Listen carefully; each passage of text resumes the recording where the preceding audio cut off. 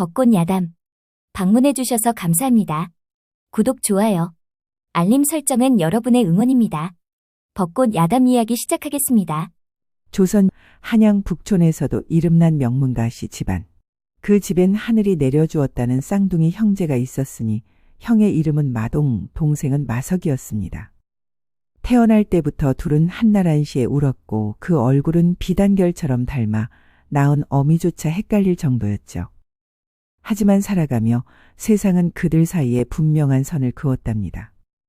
형마동은 어릴 적부터 고서 한 권을 읽으면 통째로 외웠고 15살엔 과거시험 초시를 수석으로 통과하여 신동이라 불러졌습니다. 그의 글은 명료했고 병약한 몸조차 신선 같다는 칭송을 들었으니까요. 그렇다 보니 사대부들의 집에선 하대감을 부러워했죠. 하대감댁 첫째 아들 마동이 말이오. 꼭 조정에 들어간다지. 벌써? 참으로 부럽군.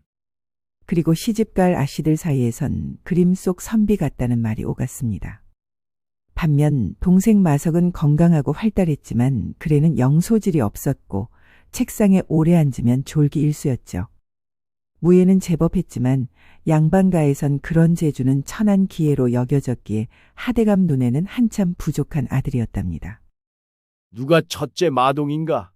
어미가 구분 못할 만도 하네. 서책 들고 있는 아이가 마동이라네. 마동이가 천재라고 하더니 서책을 좋아하구먼. 둘째는 그럼 덤인 것이오.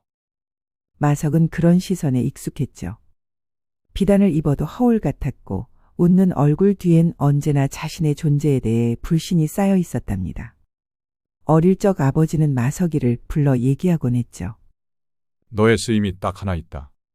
마석은 아버지가 쓰임이 있다고 하니 기대를 하고 기다렸습니다. 넌 글로도 어렵고 그리고 그 정도 무예 가지고는 무관이 된다는 것도 어림도 없으니 마동이를 위한 삶을 살거라. 그러니 밖에 싸돌아다니지 말고 형 옆에서 불편하지 않게 돕거라. 마석은 아버지의 말을 듣고 속으로 삼키며 주먹에 힘이 들어갔답니다. 마석은 어머니 품에 안긴 시간보다 형의 책상을 닦는 시간이 더 많았던 어린 시절을 부모는 알아주고 있다고 생각했는데 아버지의 말에 자식으로도 부정당하는 기분이 들었습니다. 누군가 자신을 진심으로 불러주는 세상을 기다렸지만 그런 세상은 오지 않을 것 같은 생각이 들었죠. 온전히 나만을 바라봐주는 사람은 없는 것인가? 그러던 어느 날 마동이 조정의 권세가 박대감의 외동딸 가희와 혼인을 하게 되었답니다. 하대감 집안은 더욱 위세를 떨쳤고 온 집안은 혼례 준비로 부산스러웠죠. 그러나 혼례식을 며칠 앞두고 마동은 지병으로 실신을 했습니다. 하여 지리산 한 남자의 유명한 스님을 찾아 혼례식 날까지 치료를 하기 위해 떠나게 되었답니다. 하대감은 혼례가 무산이 되면 가문의 망신살이 뻗칠 것을 유려하여 둘째 마석을 불렀죠. 형이 병으로 혼례식 날까지 당도를 못하면 형의 혼례복을 입고 대신 혼례를 치르거라. 그리할 수는 없습니다. 형이 회복되면 제자리에 돌려놓으면 되는 일이니 잔소리할 것 없다. 그리 알고 준비하거라. 만약 이 혼례가 틀어져서 집안 망신을 시킨다면 그 이후로 넌 내 아들이 아니다. 알았느냐? 네, 아버지. 형수 될 사람이니 손끝 하나 건들지 말거라. 하대감은 그 말만 남기고 밖으로 나갔습니다. 마석은 몸과 마음은 망부석이 되어 꼼짝을 할 수가 없었죠. 그날 밤 마석은 마음이 괴로울 때면 혼자 기와지붕 위에 올라 달을 바라보곤 했답니다.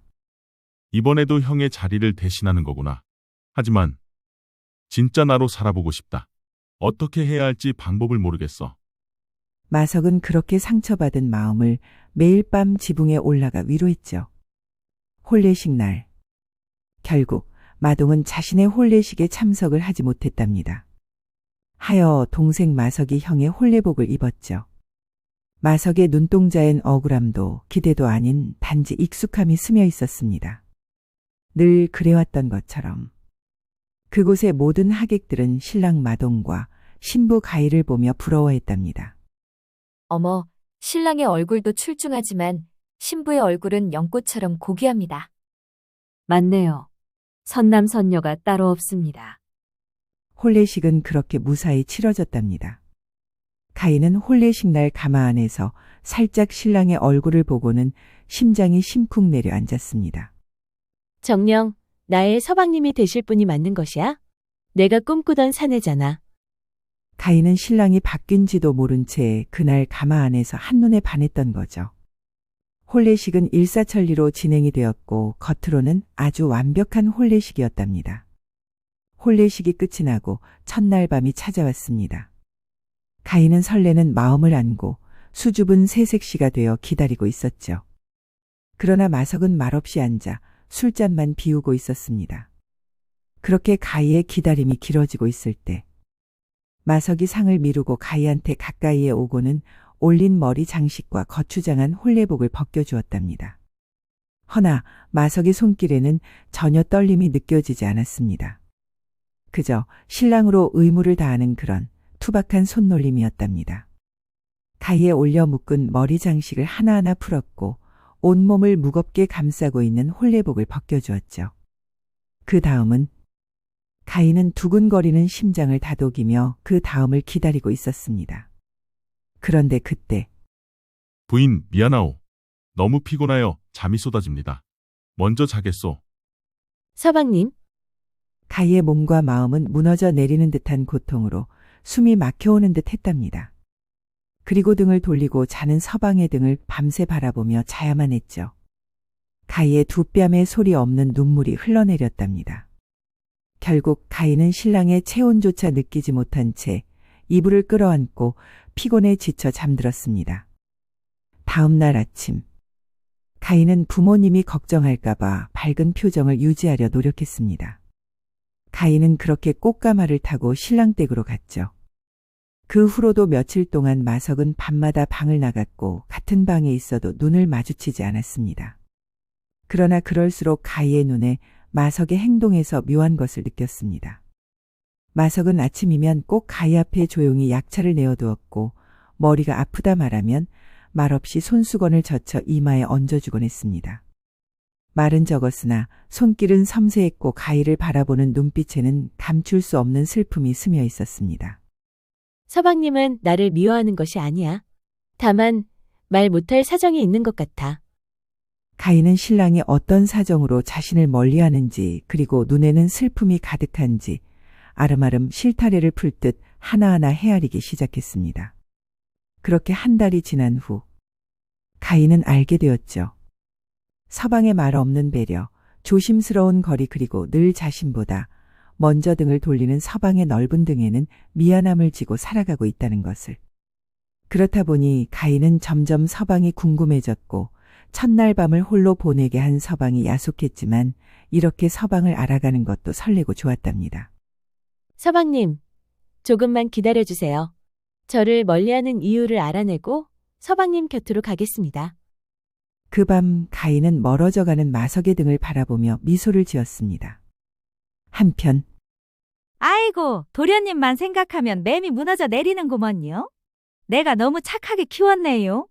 어찌 대감마님은 이런 것도 마석 도련님한테 시키시는지 모르겠어요. 유모는 그렇게 사랑채로 건너온 마석을 보며 눈물을 훔치며 말했습니다. 유모 그만 울게나. 며칠만 참으면 끝나는 일이 아닌가. 그것이 며칠만 지나면 끝나는 일인감요? 도련님의 맴은요?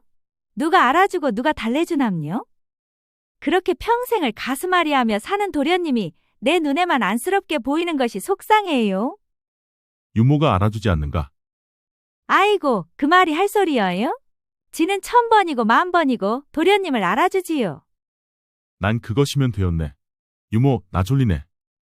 우리 도련님 피곤하시구먼요. 그럼 어서 주무셔야지요. 유모는 등 돌리고 누운 마석에게 이불을 잘 덮어주고는 밖으로 나갔습니다. 마석은 졸린다고 누웠지만 전혀 졸리지 않았답니다. 다만 가희가 오늘도 상처를 많이 받지 않았기를 걱정할 뿐이었죠. 부인, 며칠만 더 기다려주시오. 형이 제자리로 돌아오면 형한테 사랑 듬뿍 받으며 행복하게 사세요.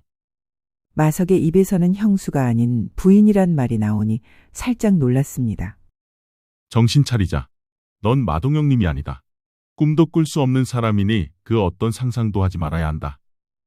마석은 사내로서 가희를 안아주지 못하는 대신 조금이나마 마음 편안해지기를 바라며 행동했던 소소한 것들이 사랑의 씨앗이 되리라고는 짐작도 못했던 거죠. 한편 마동은 절에서 요양을 하며 책보다는 운동하는 시간을 늘렸고 건강을 회복하고 있었답니다. 마동은 혼례식에 참석을 하고자 노력을 했지만 몸이 회복이 되지 않아 결국 동생 마석이 혼례식에 대신 서게 되었죠. 형 마동은 제 자리에 언제나 마석이 대신 서 있는 것이 못마땅했답니다. 난 이 모양으로 몸이 약하게 태어난 것인가? 동생 마석이 없었다면 난 건강하게 태어났을 것이야. 마동은 건강한 마석을 질투하며 원망했습니다. 사내가 되어 제대로 혼례식도 치르지 못하는 자신이 한심했으니까요. 하여 부인 앞에서 자신의 약한 몸을 보여주고 싶지 않았습니다. 마동은 몸을 회복하기 위하여 스님과 함께 산을 오르며 자신의 자리로 돌아갈 준비를 했답니다. 그렇다 보니 마동의 몸은 생각보다 더 건강하게 회복되어 가고 있었죠. 부인, 조금만 기다려 주시오. 이제 진짜 서방인 내가 가겠소. 마동은 부인 가희를 보고 싶은 마음에 젖어 있었습니다. 다음 날 아침, 가희는 서방이 자신을 안아주지는 않으면서 온갖 정성을 다하며 자신을 대해주는 서방이 야속하기만 했답니다. 서방님, 오늘은 저와 가실 곳이 있습니다. 어디를 말이오? 저만 따라오시면 됩니다. 가희는 아름다운 한복으로 갈아입고 방문을 열고 나왔죠. 마석은 가희의 아름다움에 잠시 넋을 놓고 보았습니다. 마석은 자신의 의지와 상관없이 나오는 자신의 행동에 깜짝 놀랐답니다. 하여 가희를 볼 때면 아름다운 모습에 현혹되지 않으려고 노력을 해야만 했죠. 허나 마석의 마음에 조금씩 쌓아지고 있는 연모의 마음까지 살피지 못했습니다. 저분은 형수님이시다. 형님이 돌아오시면 난 아무것도 아닌 사람이 된다. 마석은 그런 생각을 할 때면 마음 밑바닥부터 알 수 없는 화가 치밀어 올라왔습니다. 마석 앞에 서 있는 가희의 모습은 고귀했고 참으로 아름다웠으니까요. 마석이 넋놓고 부인을 쳐다보는 사이 가희는 툇마루 아래에 놓인 꽃신을 신고자 했지만 치마단에 가려 신을 수가 없었죠. 그때 부인, 내 팔을 잡으시오. 가희는 뽀얀 손을 살포시 마동의 팔에 올리니 사내의 강한 근육이 느껴졌던 거죠. 가희는 순간 심장이 심쿵 내려앉았습니다.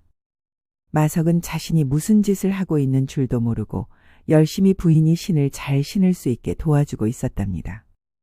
가희는 꽃신을 신는 자신을 돕는 마석을 내려다보며 살며시 미소 짓고는 생각했죠. 서방님과 한 몸이 되기 전 소소하게 쌓아가는 추억도 참으로 좋습니다. 서방님께서 무슨 연유로 저를 멀리 하시는지는 모르겠으나 분명 알 수 있는 것은 서방님은 저를 싫어하지 않는다는 것이지요. 제가 그 이유를 찾아보겠습니다. 무엇 때문에 저를 안아주지 못하시는지를요. 가희는 서방을 볼 때면 자신을 어려워하는 것이 느껴졌답니다. 헌데 불쑥 자신을 위해 배려하는 몸짓과 손짓은 참으로 담백한 배려의 모습이었죠. 하여 서방의 것과 속마음이 다르게 움직이고 있다는 것을 알게 되었습니다. 그렇다 보니 가희는 더욱 더 자신을 안아주지 않는 이유를 알아야겠다고 생각이 들었답니다. 그날 이후 가희는 마석의 작은 말투, 눈빛 하나, 손끝의 떨림까지도 세심히 살폈죠. 말수는 적지만 감기 기운이 도는 날엔 아무 말 없이 자고 있는 자신의 이불을 한 겹 더 덮어주었고 찬 물수건으로 이마의 식은땀을 닦아주는 마석. 서방님은 차가운 말 뒤에는 항상 따뜻한 무심함으로 제 마음을 안달나게 합니다. 전 그런 서방님을 연모합니다. 그리고 서방님의 마음 안에 숨은 상처가 느껴집니다. 그 상처 제가 치유해드릴 테니 조금만 기다려주세요. 허나 가희가 마동과 함께 할 수 있는 시간이 얼마 남지 않았다는 사실을 몰랐던 거죠. 그러던 어느 날 이른 아침, 어느 때와 같이 서방은 사랑채에서 가희가 있는 안방으로 왔습니다. 가희는 툇마루에 서서 자신한테 다가오는 잘생긴 서방을 연모하는 눈빛으로 바라보고 있었죠. 서방이 한 발 한 발 자신한테 점점 가까워질수록 설레는 마음을 감출 수가 없었답니다. 하여 가희의 얼굴 표정은 연못에 활짝 핀 연꽃처럼 아름답게 피어 있었습니다. 부인, 잘 잤소? 오늘은 유난히 더 아름답소. 연꽃처럼 환하게 웃던 가희의 얼굴은 순간 굳어버렸죠. 서방님, 지금 무엇이라 말씀하셨나요? 가희는 평소에 들어보지 못한 서방의 말에 놀라지 않을 수가 없었습니다. 그리 더 듣고 싶은 것이요? 마동은 살며시 미소를 지으며 가희를 그윽하게 바라보았답니다. 마동은 당장이라도 안아주고 싶은 마음을 참고 말을 하고 있었지만 그마저도 절제했어야 한다는 사실까지 몰랐던 거죠. 부인, 오늘 더 아름답소. 그 말 한마디에 가희의 표정은 순간 얼어붙었습니다. 그간 그녀가 알던 서방은 말이 적고 손길은 조심스러웠지만 눈빛은 늘 슬프고 담담했죠. 하지만 지금 눈앞에 이 사내는 이 사람은 내 서방님이 아니야. 가희는 천천히 뒷걸음 쳤답니다. 마동은 부인이 주춤하며 놀란 얼굴로 자신을 멀리하니 순간 화가 났죠. 그도 그럴 것이 마동은 전날 밤 마석과 가희가 툇마루에 앉아 오손도손 이야기하는 모습을 보았기 때문이었습니다. 두 사람은 서로 멀찍이 앉아 있었지만 가희의 눈빛은 연모하는 사내를 바라보는 달달한 눈빛이었으니까요. 내일이면 그런 눈빛으로 나를 바라보게 될 것이요. 마동은 그렇게 어젯밤 앞으로 가희와 함께할 날을 상상하며 행복에 젖어 있었던 거죠. 헌데 자신을 바라보는 가희의 눈빛에는 그런 달달한 눈빛이 아닌 자신을 경계하는 눈빛에 그만 화가 치밀어 올랐답니다. 마동은 자신의 내면에 이런 난폭함이 있었다는 것에 놀랍기도 했습니다. 그동안 마동이 불편할 것 같은 모든 것을 부모가 마석을 통해 다 해결을 해주었으니 화낼 일이 전혀 없었죠. 헌데 지금은 그 누구도 예상하지 못했던 거죠. 가희는 뒤돌아 마석이 지내던 사랑채로 뛰어갔습니다. 그리고 사랑채의 문을 벌컥 열었죠. 텅 빈 방 안. 처음부터 사람이 없었던 것처럼 방 안은 반듯하게 정리정돈이 되어 있었답니다. 가희는 다리에 힘이 풀렸고 그 자리에 주저앉고 말았습니다. 너무하십니다. 가희는 신랑이 바뀐 것을 알게 되었고 그 자리에서 소리 없는 눈물을 흘렸죠. 마동은 자신의 부인이 동생인 마석을 그리워하니 화는 났지만 자신의 잘못도 있었기에 그녀를 이해시켜야 한다고 생각이 들었습니다. 부인, 진짜 서방은 나입니다. 내가 혼례식 전날 너무 아팠소. 그래서 혼례식을 미룰 수 없다는 생각에 아마도 아버지께서 그리하신 듯합니다. 만약 제가 의식이 있었다면 그리 못하시게 말렸을 텐데 그리하지 못했소이다. 가희는 그 어떤 상황이라도 그리 중요하지 않았답니다. 마석에 대한 그리움으로 크게 자리 잡혀 있었으니까요. 아버님을 배워야겠어요. 가희는 마동의 말을 들은 척도 하지 않고 아버님을 찾아 안방으로 갔습니다. 저 가희입니다. 들어가도 될까요? 부인, 저와 먼저 얘기하시지요. 마동은 안방에 들어가려는 가희의 팔을 강한 힘으로 잡아 끌었습니다. 가희는 그 힘으로 몸이 돌려졌고 마동과 눈이 마주쳤답니다. 그때 그래, 며느라기야? 어서 들어오너라. 가희는 마동이 잡고 있는 팔을 뿌리치고 방으로 들어갔죠. 그녀는 방으로 들어가 시부모의 앞에 앉고는 말했습니다. 제 서방님은 어디로 가셨나요? 하대감과 시어머니는 생각지도 못한 말에 당혹해했답니다. 며느라기야? 진정하거라. 내 서방은 내 옆에 있는 마동이 진짜이다. 아니옵니다. 제가 알고 있는 따뜻한 분과는 전혀 다릅니다. 전 그분을 연모하고 있습니다. 혹시 마석이가 너를 취했느냐? 어찌 그런 말씀을 하시나요? 이제 알겠습니다. 서방님이 저한테 손길 한 번, 눈길 한 번 주지 않았던 이유가 그리하라 시키셨군요. 그럼 당연하지 않느냐? 너는 내 아들 마동의 부인이기에 내가 그리 시켰다. 어딜 감히 너하고는 격이 다른 아이다. 며느라기야? 마동을 보거라. 그 아이하고는 비교할 수 없이 월등하지 않느냐? 어쩔 수 없는 상황이었다. 그리 이해해 주거라. 가희는 마동을 앞세워 마석을 형편없는 사람으로 취급하고 있었다고 생각하니 열불이 났답니다. 전 제 마음이 중요해서요. 아무리 훌륭한 사내라도 제 마음이 움직이지 않는다면 의미가 없지요. 전 제 서방님을 찾아야겠습니다.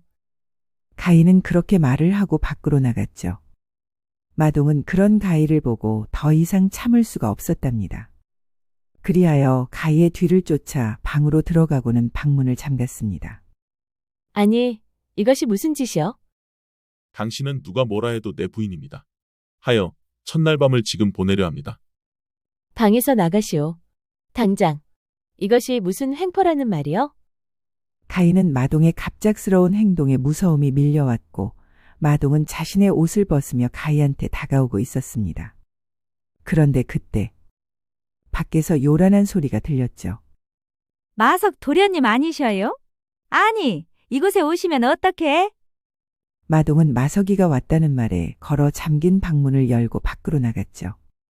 마석이 어디에 있다는 것이냐? 저 짝으로 해서 가셨구먼요. 마동은 유모가 말한 곳으로 뛰어갔습니다. 마님, 어서 나오셔요. 제가 마석 도련님이 어디에 계시는지 알고 있구먼요. 그래? 어서 나를 데려다 다오. 하여 유모는 미리 준비한 보따리를 챙겨 손에 들고 있었답니다. 가희는 쓰개치마를 쓰고 마동이 간 반대쪽 뒷문으로 나갔죠. 유모와 가희는 최대한 하대감의 집에서 멀어질 때까지 뛰었습니다. 마님, 여기부터는 걸어도 될 것 같아요. 아이고, 오랜만에 뛰었더니 심장이 쪼그라드는 것 같구먼요. 서방님은 어찌하여 그런 수모를 당하면서 이 집에서 살고 있었더냐? 마님이 우리 착한 마석도련님을 알아주시니 참으로 눈물 나게 좋네요. 공부를 못한다는 이유만으로 그리 되었지요. 어릴 때부터 길을 죽이니 그리 똘똘한 도련님이 변했구먼요. 가희는 이 정도만 들어도 마석이 길을 못 피고 사는 모습들이 그려지고 있었습니다. 잠시 후 유모는 산비탈에 자리 잡은 작은 기와집으로 들어갔답니다. 마님, 마석 도련님이 사는 집이구먼요. 가희는 대문을 들어서는 순간부터 마석이 느껴지는 듯 설렘으로 가슴이 간질거렸습니다. 그리고 마당의 작은 정원에는 아기자기한 꽃들이 피어 한들거리는 모습이 자신을 반기는 듯이 보였죠. 마석 도련님, 마님 모시고 왔구먼요. 어서 나와 모셔요. 이제 가슴앓이하며 살지 마시고 좋아하신다고 사내답게 말씀도 하시며 그리 사셔요. 미련하게 참지만 마시고요. 유모, 그것이 무슨 소리던가? 우리 도련님이 마님하고 있으시면서 얼마나 행복해 하셨는지 모를 것이어요. 담 너머로 마님 바라보면서 웃는 모습이 아직도 제 눈에 선하구먼요. 정말이더냐? 나를 좋아하셨다는 것이? 그러지요. 우리 도련님도 밖에 나가시면 처녀들이 쫓아오고 그랬지요. 헌데 지금까지 단 한 번도 눈길 준 여인이 없었구먼요. 그런데 마님을 바라보는 눈빛은 달랐구먼요. 눈에서 꿀이 뚝뚝 떨어지듯이 쳐다보며 흐뭇하게 웃었으니까요. 가희는 마석이 자신을 좋아하고 있다고 말을 하니 마음에 안심은 되었답니다. 마석의 집으로 오는 내내 자신을 또 외면할까봐 걱정하며 왔던 거죠. 헌데 생각지도 못한 유모의 말에 힘입어 자신이 마석을 지키겠다고 다짐을 했습니다. 유모는 인기척이 없다 보니 방문을 열어보았죠. 헌데 이것이 무슨 일이랍니까? 마석이 이불에 누워 식은땀을 흘리며 누워있는 것이 아니겠어요. 웜에 마석 도련님, 어디 아프신 거예요? 서방님이 아프시다고? 가희는 유모의 말에 서둘러 방으로 들어갔습니다. 마석은 축 처진 몸으로 이불에 누워 고열과 싸우고 있었죠.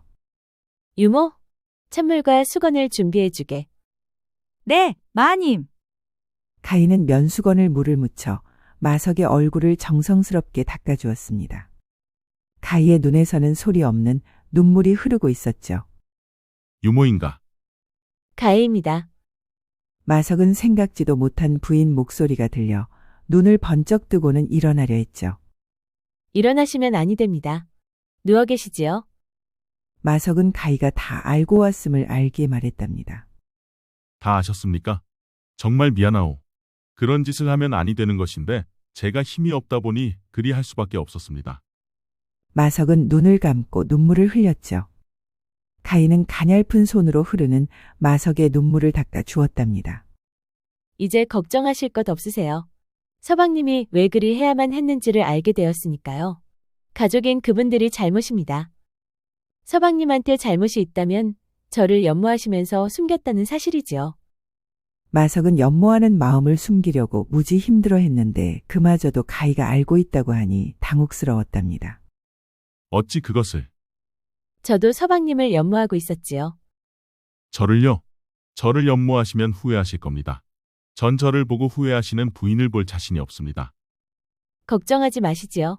저한테 생각이 다 있으니 어서 건강을 회복하시는 데만 신경 쓰시지요. 마석은 사실 가희를 보지 못하여 상사병에 걸렸던 거죠. 헌데 가희가 자신의 옆에서 간호를 해주고 있으니 그리 좋을 수가 없었답니다. 무거웠던 마음은 솜털처럼 가벼워졌고 반나절도 되지 않아 몸은 예전처럼 회복이 되었습니다. 유모는 전복을 사다가 전복죽을 만들어 방으로 들어갔죠. 웜에? 무슨 일이어요? 혹시 도련님 꾀병 아니었남요? 반나절도 안 돼요. 이리도 멀쩡해질 수 있어요. 두 사람이 이리도 나를 위해 정성을 다하는데 내가 누워만 있을 수는 없지 않느냐. 마석은 유모한테 말을 하고는 있었지만 눈은 가희를 보며 말하고 있었답니다. 유모는 전복죽을 내려놓고 살며시 방에서 나왔습니다. 아이고, 우리 도련님 저리 웃는 모습도 처음이구먼. 그동안 어떻게 참았을까나? 저리 좋아하시면서. 유모는 마석이 웃는 모습을 보니 기뻤던지 유모의 발걸음도 가벼웠죠. 며칠 후 하대감 댁에 먹구름이 들이오던 어느 날이었습니다. 관할하던 고을에서 장부가 조작되어 하대감이 백성의 세금을 착복한 죄로 고발당한 것이죠. 조정에서 급하게 감찰을 내리고 진위 여부를 가리기 전까지 하대감은 관직 박탈에 이어 감옥에 가둬지게 되었답니다. 하대감은 아들 마동을 불러 상황을 알렸습니다. 마동아, 내가 이 억울함을 좀 밝혀다오. 허나 마동은 눈을 피하며 말했죠. 아버지, 이 일은 제가 나설 일이 아닙니다. 제 관직에 해가 되면 누가 우리 집안을 일으킬 수 있겠습니까? 그건 마동이 말이 맞아요. 아들마저 관직에서 내려오게 된다면 우리 집안은 끝장이지요. 허나 하대감은 아들의 차가운 반응에 큰 실망을 하게 되었습니다. 그동안 너를 키우기 위해 무단히 노력해왔다. 헌데 아버지의 억울함을 알면서 그리 말을 할 수 있는 것이냐? 아버지, 말은 정확하게 하셔야지요. 저를 잘 키워 아버지의 위상을 높이려고 하신 것 아니신가요? 하대감은 생각지도 못한 아들의 말에 당황했고 속으로 생각을 했답니다. 내가 자식 농사를 잘 못 지었구나. 한편 가인은 친정에서 시아버지의 억울함을 알게 되었습니다. 하여 마석한테 아버지가 처한 일을 말해 주었죠. 정말이요. 큰일입니다. 제가 능력이 된다면 도와드려야 하는데 저한테는 그럴 만한 능력이 없군요. 허나 다행입니다. 형님이 똑똑하시니 분명 아버지의 억울함을 풀어주실 겁니다. 가인은 형님을 장하게 생각하는 마석을 보고는 걱정이 되었습니다. 마동을 형님으로 자랑스럽게 생각하고 있는 듯하여 그 생각에 실망을 주고 싶지 않았지만 현실이 다급하다 보니 알려줘야 한다고 생각했습니다. 서방님, 형님이 못한다고 거절했다고 하십니다. 그럴 리가 없습니다. 부모님이 형님을 얼마나 애지중지 키우셨는데요. 부인이 잘못하신 듯합니다. 허나 가희의 표정을 보니 거짓이 아님을 알게 되었고 형님에 대한 실망감이 커져만 갔습니다. 다음 날 이른 아침 하대감은 감옥에 들어가게 되었답니다. 마석의 마음은 점점 초조해졌죠. 오후가 되면 하대감의 자백을 받고자 고신이 시작되니까요. 부인 아니 되겠습니다. 매품팔이라도 제가 해야겠어요. 늙으신 아버지께서 받으시면 돌아가실 수도 있습니다. 가인은 마석이 아버지를 생각하는 마음이 극진하여 마음이 아팠답니다. 그리하여 마석이 늙으신 아버지 대신 매품팔이를 하게 되었죠. 하대감은 그런 마석에게 미안함이 컸습니다. 가인은 눈물을 흘리며 마석한테 말했답니다. 서방님, 몸 조심하셔야 합니다. 제가 꼭 시아버지의 억울함을 풀어드리겠습니다. 고맙소. 부디 조심하구려. 그리하여 가인은 서둘러 조사를 하기 시작을 했답니다. 헌데 조사하는 도중에 1년 전 하대감의 오랜 신복이었던 집사 노행수가 뇌리에 스쳤죠. 노행수는 시아버지한테는 충직한 집사였구나. 내일 노행수한테 도움을 청해봐야겠다. 다음 날 이른 아침 가인은 노행수 집으로 갔습니다. 헌데 허름한 초가집은 없어지고 커다란 기와집이 있었죠. 가인은 집사가 대궐 같은 집을 짓고 살고 있다는 것이 의심이 들었답니다. 노행수는 집사 일을 하면서 돈을 많이 버셨나 보군요. 제가 가지고 있던 땅이 노다지 땅이었지요. 비싸게 팔렸답니다. 가인은 노행수의 표정 변화를 눈여겨보았습니다. 저도 마음이 아픕니다. 대감마님께 이런 일이. 그래서 도움을 청하고자 왔소이다. 제가 도와드릴 것이 무엇이 있겠습니까? 1년 전에는 문제가 없었지요. 그렇지요. 노행수 여기까지 왔으니 차 한 잔 주시오. 노행수는 바로 가지 않는 가희가 못마땅했습니다. 하여 서재로 안내를 하고 차 준비를 시켰죠. 가희는 노행수의 글씨를 보며 감탄했답니다.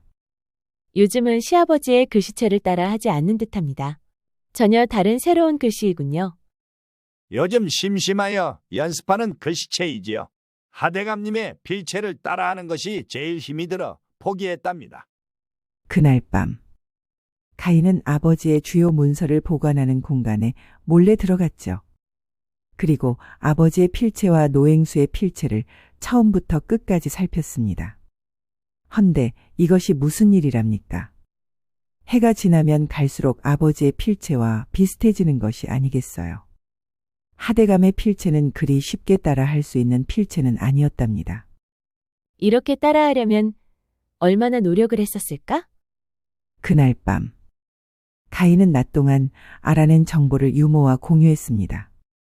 그동안 보관한 장부를 보니 시아버지의 필체를 노행수가 따라하고 있었다. 저는 식솔들의 얘기를 들었지요.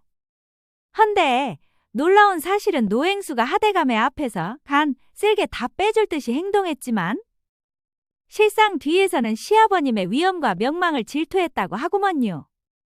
그렇다면 지금 장부는 거짓일 가능성이 높다. 진짜 장부를 찾아야겠어. 그 장부는 노행수가 가지고 있겠구먼요. 그렇다면 노행수의 집을 잠입해야겠어요. 그리하지 않아도 될 듯하다. 유모는 가희의 말에 고개를 갸웃했죠.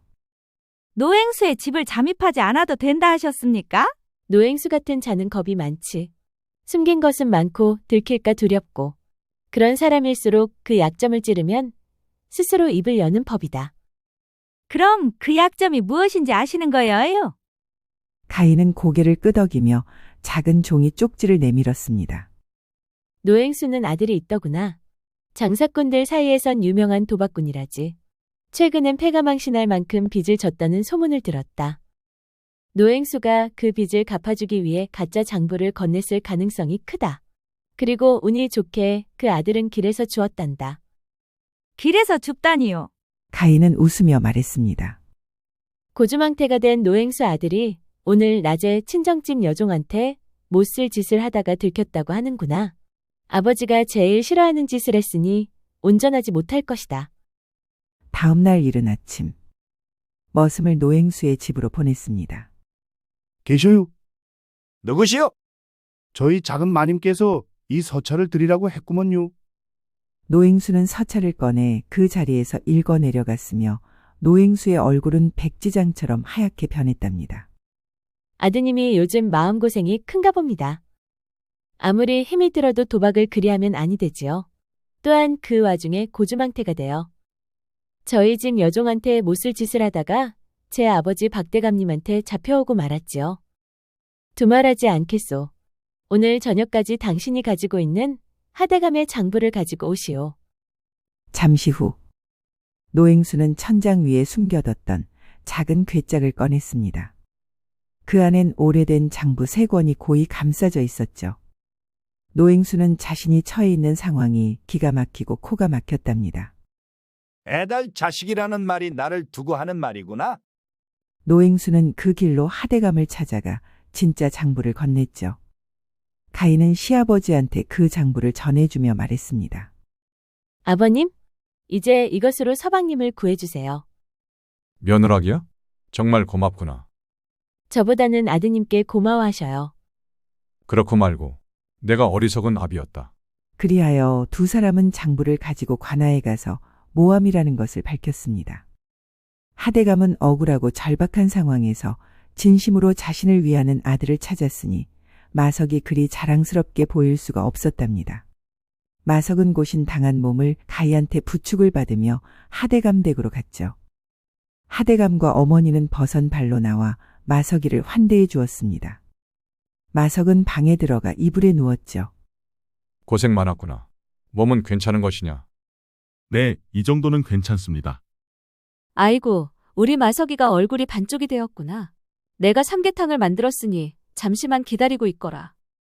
마석은 평소와 다른 부모님의 다정한 모습을 보니 그동안 가슴에 응어리가 녹아내리는 듯 했습니다. 마석아? 정말 고맙구나. 내가 그동안 형과 너를 차별하여 미안하다. 공부가 다가 아니었는데 사람과 살면서 서로 공감하고 돕고 사는 것이 삶인 것을. 하대감은 마동을 이기적으로 키운 것은 곧 부모의 잘못이라 생각했답니다. 그리하여 하대감은 마석의 효심에 감동받았죠. 그렇게 며칠 후 마석의 몸은 빠르게 회복이 되었습니다. 하여 아버지와 함께 사돈 박대감을 찾아가 마동이 아픈 관계로 마석이 형을 대신했던 사실을 다 말했습니다. 아니, 그럼 우리 딸이 그 댁에서 아버지, 저는 너무 행복했지요. 전 마석 도련님을 제 서방님으로 모시며 살고 싶어요. 가인은 아버지가 화를 낼 거라 예상을 하고 숨죽이고 기다리고 있었습니다. 헌데 그 반대로 흐뭇하게 웃고 계시는 것이 아니겠어요. 내가 사위 하나는 잘 둔 듯합니다. 마석 사위가 매일 찾아와서는 사죄를 하고 내일도 돕다가 가더구나. 그렇게 여러 날 마석과 함께 하다 보니 사람이 진국임을 알게 되었지. 난 마석을 내 사위로 마다할 이유가 없단다. 하대감과 가인은 마석의 얼굴을 바라보았습니다.